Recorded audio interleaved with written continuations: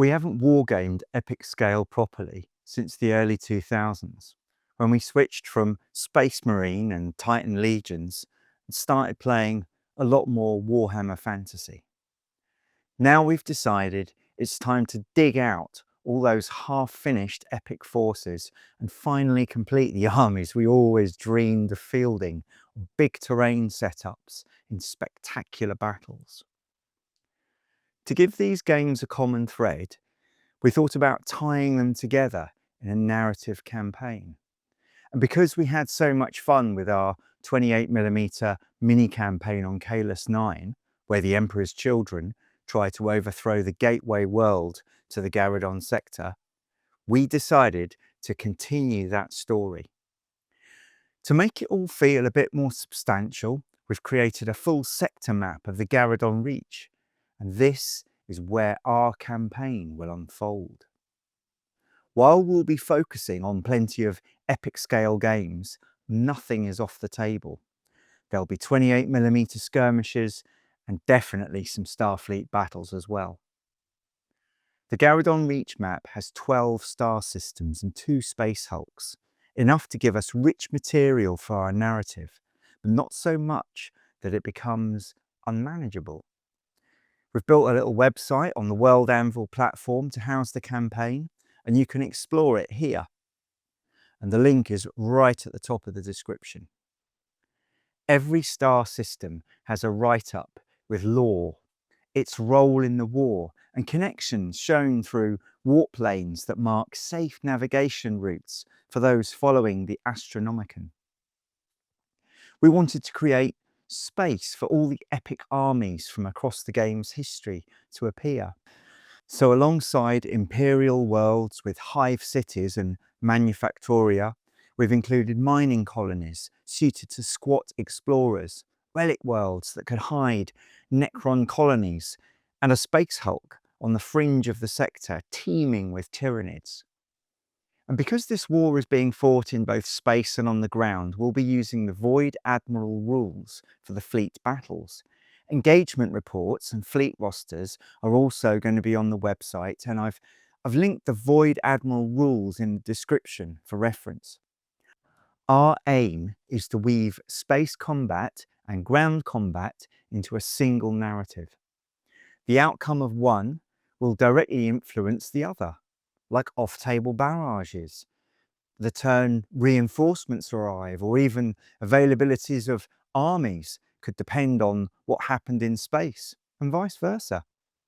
But rather than complicate the map with separate icons for fleets and armies on planets, we've decided to run with 2 sizes of icon, a battle group size representing a significant force, and a smaller icon representing a scout or a minor sized force. And each icon represents the ground forces and space fleets combined. We know we could make this more intricate, but we also know we won't get time to stay on top of the admin if we do this. The campaign opened with 2 fleet battles fought around Kaelus-9, both using the Void Admiral rules. These helped determine the off-world barrages that would later fall during the ground engagements. The sector map looked like this, with the 2 sets of scout forces and their opposing fleets represented by these smaller markers, with a main Eldar force standing off some distance away. And so, onto the narrative background. The seers of Craftworld Elatok detected a terrible psychic death scream, billions of voices snuffed out as Kaelus-9 was destroyed by Exterminatus. They dispatched a small detachment of ships to discover the source. Tracing it back to the ruined Imperial world, they sought to access the data cores of the still functioning navigation buoys. But the Emperor's children had returned. Summoned by the psychic echo of their invasion force, they too sought to secure the recordings of Kaelus-9's death. The desperate pleas for help as virus bombs rained down, twisted into a symphony for the Dark Prince. When the 2 scouting fleets met among the shattered navigational buoys, there could be no peace, there would be no cooperation, and there is only war. This first fleet engagement was entitled Dance of Death. 4 navigation buoys, 6 inches from the centre line, 1 victory point for each buoy held uncontested at the end of a turn, plus points for ship kills. First to 15 wins. The Emperor's children split their forces, each captain heading for a different buoy. In contrast, the Eldar concentrated forces. Their 2 capital ships claimed one buoy, their destroyer squadron another. In the opening volleys, the exultant Delight was savaged by an Eldar hit-and-run attack and forced to limp away. The exquisite Symphony exchanged fire with the Eldar capital ships, damaging but failing to cripple them, while the Thorn of Celestial Sacrification was isolated, able to access a buoy but not the main fight. As the battle dragged on, the Eldar pressed their advantage. The exultant Delight barely escaped destruction, saved only by its fighter screen intercepting a torpedo volley. The exquisite Symphony fought bravely, but was mauled, and when the Thorn finally joined the fray, it was outnumbered, tangled with the Pilgrim, and then caught in a perfect rear aspect attack by the Eldar destroyers. Their volley tore the cruiser apart. The result? Eldar victory. 15 victory points to 7.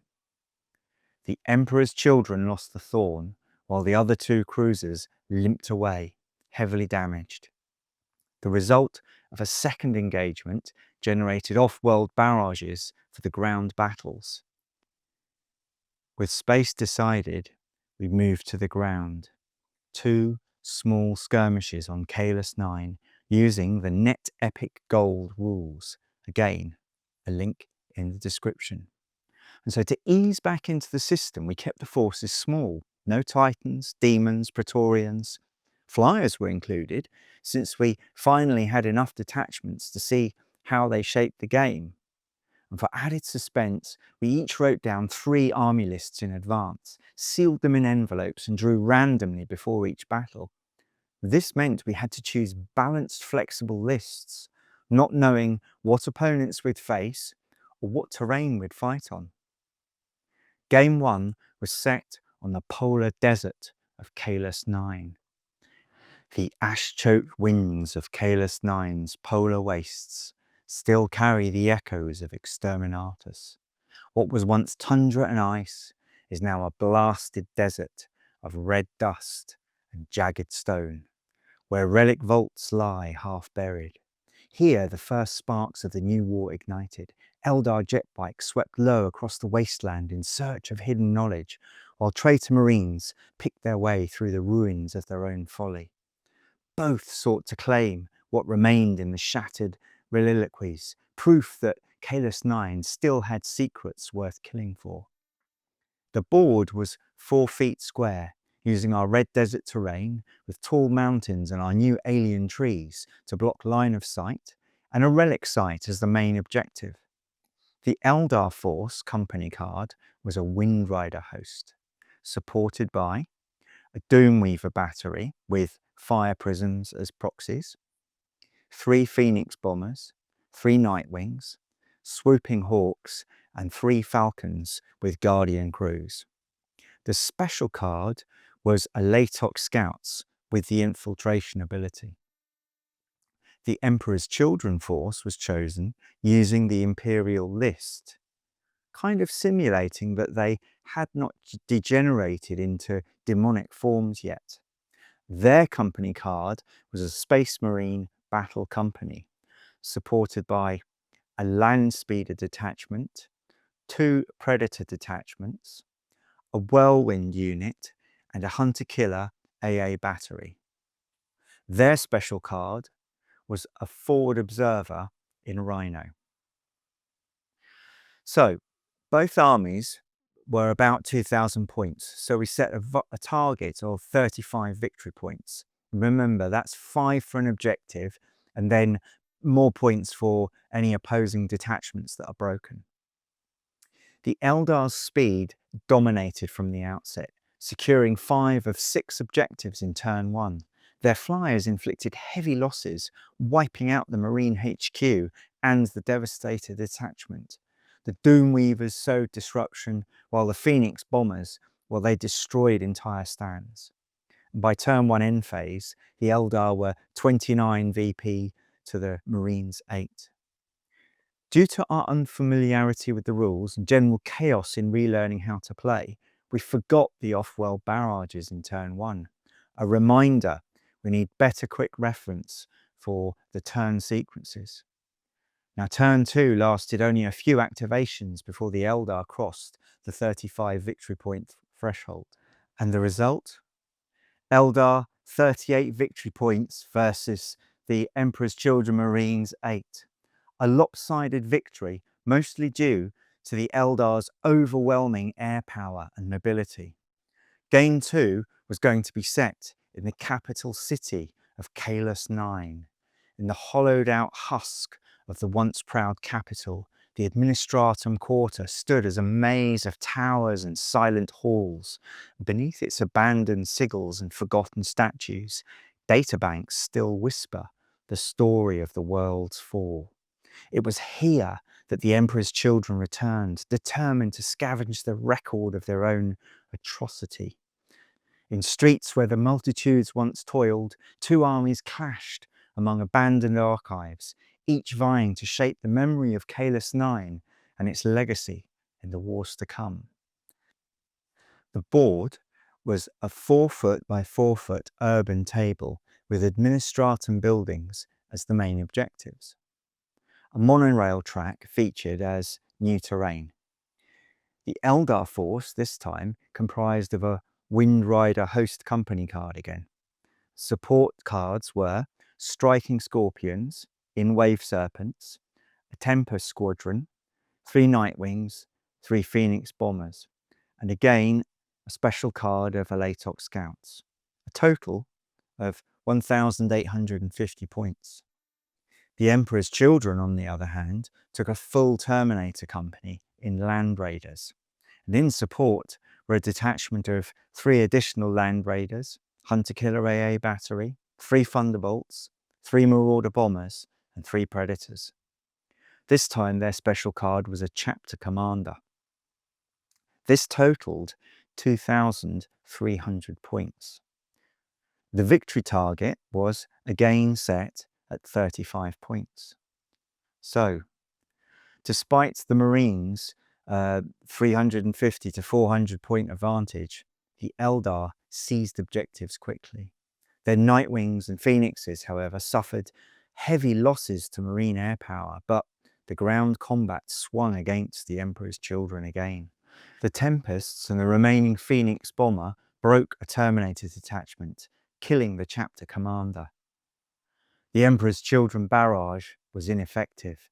By the end of turn 1, the Eldar were on 31 victory points and the Marines just 16.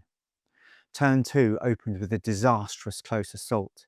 The Land Raider detachment charged the Eldar jet bikes and was nearly wiped out in close combat. That remaining Phoenix bomber destroyed 2 Predators with plasma bombs, pushing the Eldar to 35 victory points. The result? Eldar 35, Marines 16. Another decisive Eldar victory. And the campaign outcome? Well, narratively, the Eldar gained both relic knowledge, the administratum data, and strategic command of the space. But who knows if they will share this information with the Imperium. Kaelus-9 remains a lifeless ruin, but it is denied to the Emperor's Children as a forward base. On the map, chaos remains bottled in Spindle Null, their warp sorcery closing some warp lanes to Imperial assault. Their next move looks to be Venthar, defended only by the Planetary Defense Force and a company of Marines from the loyal Sons of Ragnar. But do you know what really made those games so special? I fought the planetary actions against my brother at a local gaming club, with the rest of the club watching. The fleet actions were fought remotely by Dr. Vesuvius, a long-time supporter of the channel. So the real winner was the hobby itself. bringing together a set of like-minded individuals around our online sector map and looking forward to how we will build our narrative and gaming fun as the campaign evolves. So check back for the Battle of Venthar in our next report. And until then, we'll see you on the battlefield.